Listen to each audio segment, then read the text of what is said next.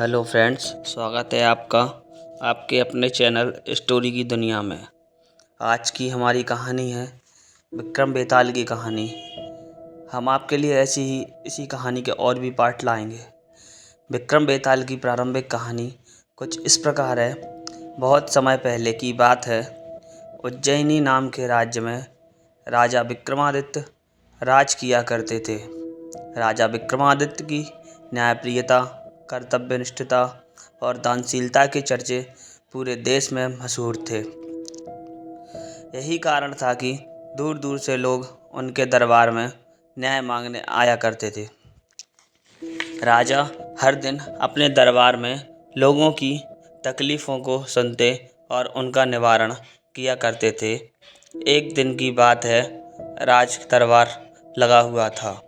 तभी एक भिक्षु विक्रमादित्य के दरबार में आता है और एक फल राजा को देकर चला जाता है। राजा उस फल को कोषाध्यक्ष को दे देता है। उस दिन के बाद से हर रोज़ वह भिक्षु राजा के दरबार में आने लगा।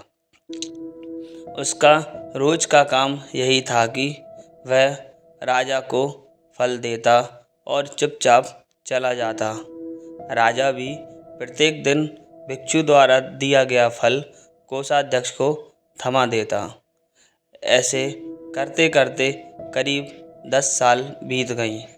एक दिन जब भिक्षु फिर राजा के दरबार में आकर फल देता है, तो इस बार राजा फल कोषाध्यक्ष को ना देकर वहाँ मौजूद एक पालतू बंदर के बच्चे को दे देते हैं। यह बंदर किसी सुरक्षाकर्मी का था, जो छूटकर अचानक राजा के पास आ जाता है। बंदर जब उस फल को खाने के लिए तोड़ता है, तो उस फल के बीच से एक बहुमूल्य रत्न निकलता है। उस रत्न की चमक को देख राज दरबार में मौजूद सभी लोग हैरत में पड़ जाते हैं। राजा भी यह नज़ारा देख आश्चर्य में पड़ जाता है।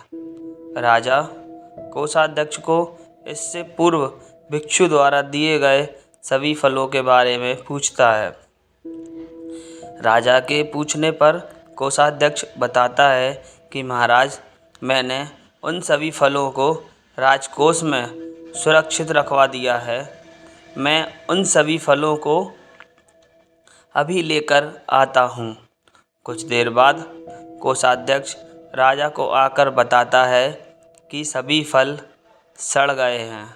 उनके स्थान पर बहुमूल्य रत्न बचे हुए हैं।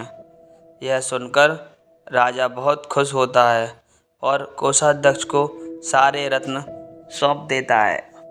अगली बार जब भिक्षु फल लेकर दोबारा विक्रमादित्य के दरबार में पहुंचता है, तो राजा कहते हैं, भिक्षु, मैं आपका फल तब तक ग्रहण नहीं करूंगा जब तक आप यह नहीं बताते कि हर दिन आप इतनी बहुमूल्य भेंट मुझे क्यों अर्पित करते हैं। राजा की यह बात सुन भिक्षु उन्हें एकांत स्थान पर चलने को कहता है। एकांत में ले जाकर भिक्षु राजा को बताता है कि मुझे मंत्र साधना करनी है और उस साधना के लिए मुझे एक वीर पुरुष की ज़रूरत है, चूँकि मुझे तुमसे वीर दूसरा कोई नहीं मिल सकता, इसलिए यह बहुमूल्य उपहार तुम्हें दे जाता हूँ। भिक्षु की बात सुन राजा विक्रमादित्य उसकी सहायता करने का वचन देते हैं। तब भिक्षु राजा को बताता है कि अगर अमावस्या की रात को उसे पास के शमशान आना होगा, जहाँ वह मंत्र साधना की तैयारी करेगा। इतना कहकर भिक्षु वहाँ से चला जाता है। अमावस्या का दिन आते ही राजा को भिक्षु की बात याद आती है और वह वचन के अनुसार शमशान पहुँच जाते हैं। राजा को देख भिक्षु बहुत प्रसन्न होता है। भिक्षु कहता है, हे राजन, तुम यहाँ आए, मैं बहुत खुश हुआ कि तुम्हें तुम्हारा वचन याद रहा। अब यहाँ से पूर्व की दिशा में जाओ, वहाँ एक महाशमशान मिलेगा। उस महाश्मशान में एक शीशम का पेड़ विशाल वृक्ष है। उस वृक्ष पर एक मुर्दा लटका हुआ है। उस मुर्दे को तुम्हें मेरे पास लेकर आना है। भिक्षु की बात सुनकर राजा सीधे उस मुर्दे को लाने चल देता है। महाश्मशान में पहुंचने के बाद राजा एक विशाल शीशम के पेड़ पर एक मुर्दा लटका हुआ दिखाई देता है। राजा अपनी तलवार खींचता है और पेड़ से बंधी डोर को काट देता है।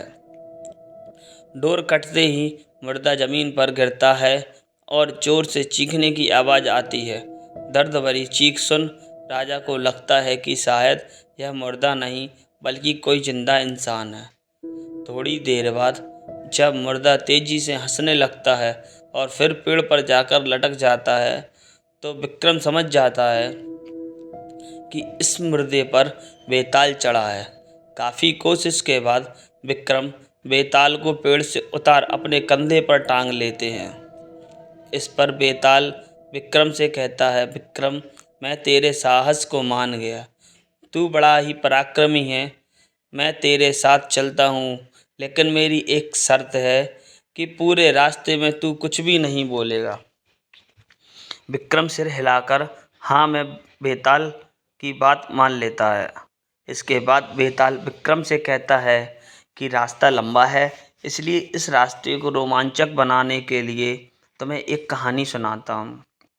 तो यह थी विस्तार से राजा विक्रमादित्य, योगी और बेताल की आरंभिक कहानी। यहीं से शुरू होता है बेताल 25 की 25 कहानियों का सफ़र, जो बेताल एक एक करके विक्रम को सुनाता है।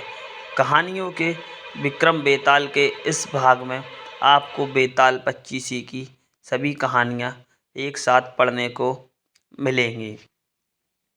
कहानी से सीख। एक राजा को हमेशा विक्रमादित्य की तरह साहसी और पराक्रमी होना चाहिए, तभी वह अपनी प्रजा की रक्षा कर सकता है। ये थी राजा विक्रमादित्य और बेताल की कहानी की प्रारंभिक कहानी। इसके आगे की प्रथम कहानी हम आपको दिखाएंगे नेक्स्ट वीडियो में। अगर आपको हमारी कहानी अच्छी लगी हो तो प्लीज़ चैनल को सब्सक्राइब करें एंड बेल आइकन प्रेस करें।